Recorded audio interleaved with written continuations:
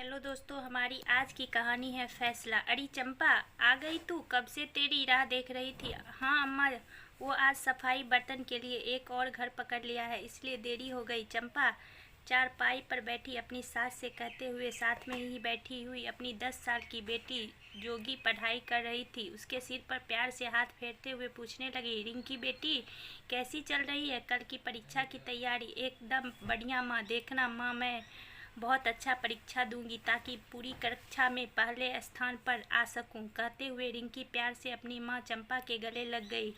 रिंकी के चेहरे की मुस्कान देखकर चंपा मानो अपना सब दर्द भूल जाती।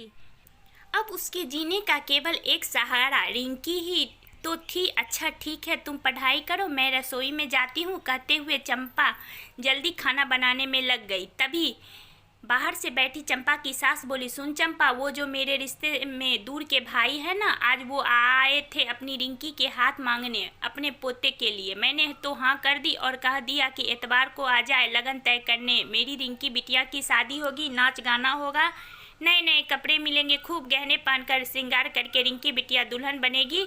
अपनी दादी की यह सारी बातें सुनकर रिंकी को गुस्सा आने लगा था, इसलिए वो उठकर सीधा अपनी माँ के पास चली गई। माना कर दो अम्मा, अभी रिंकी की उम्र ही क्या है, बस 10 साल। यह कोई उम्र तो नहीं शादी की।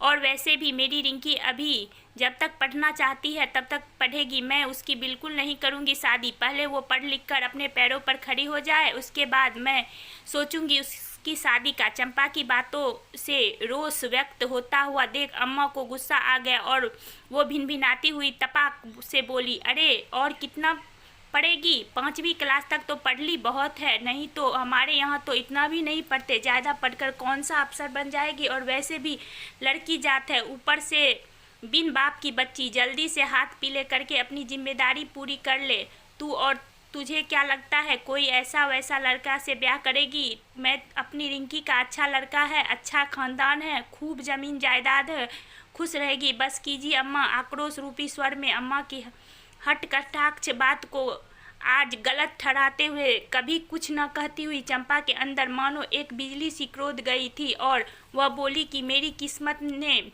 मेरे साथ जो किया वो मैं अपनी बेटी के साथ नहीं होने दूंगी। अगर वो पढ़ना चाहती है तो ज़रूर पढ़ेगी, ताकि बड़ी होकर अगर अफसर न भी बन पाए तो मुझे कोई गम नहीं। कम से कम समय आने पर, ज़रूरत पड़ने पर अपने पैरों पर तो खड़ी होकर इज्जत से कमा तो लेगी।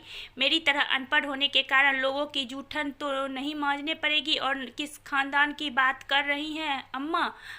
शायद आप भूल गई, कुछ ऐसा ही खानदान का वास्ता देकर अपने मेरे माता पिता को छोटी उम्र में ही नशे व गलत आदतों से घिरे अपने बेटे के साथ मेरा बाल विवाह करने के लिए फंसाया था, जिसका भुगतान मैं आज तक करती आ रही हूँ। लेकिन जो गलत कदम मेरे माता पिता उठाया था मेरे लिए, वो मैं रिंकी के लिए हरगिज नहीं उठाऊंगी। इसलिए बेहतर होगा कि आप कल खुद उन्हें मना कर देगी।